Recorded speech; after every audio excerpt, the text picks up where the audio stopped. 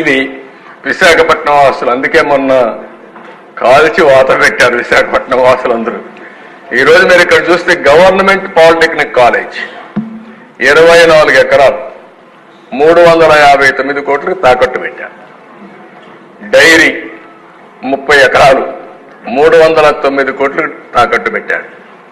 Government ITI college 17 ఎకరాలు 270 కోట్లకు తాకట్టు పెట్టాడు.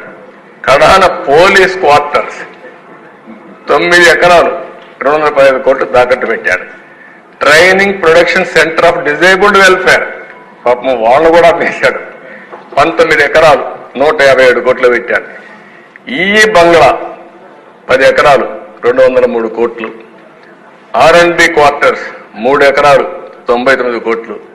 కడాన రైతు బజారు కూడా వదిలిపెట్ల 4 ఎకరాలు అంటే 90 కోట్లకు తాకట్టు పెట్టాడు. సర్క్యూట్ హౌస్ మనం ఉండే అప్పుడప్పుడు పోయి ఉంటారు, దాన్ని కూడా 3 ఎకరాలు 40 కోట్లు పెట్టాడు. పీడబ్ల్యూ ఆఫీస్ 4 ఎకరాలు 79 కోట్లు. కడాన సెరికల్చర్ 6 ఎకరాలు 47 కోట్లు. తహసీల్దార్ ఆఫీస్ సీతంధార 1 ఎకరా 34 కోట్లు. ఇంకా మిగిలినవన్నీ వీళ్ళు కబ్జా చేశారు, ఇవన్నీ తాకట్టు పెట్టారు. 1940 కోట్ల రూపాయలు విశాఖపట్నంలో ఆస్తులు తాకట్టు పెట్టారు. ఒక 40,000 కోట్ల ఆస్తుల్ని కబ్జా చేశారు. ఈ రెండు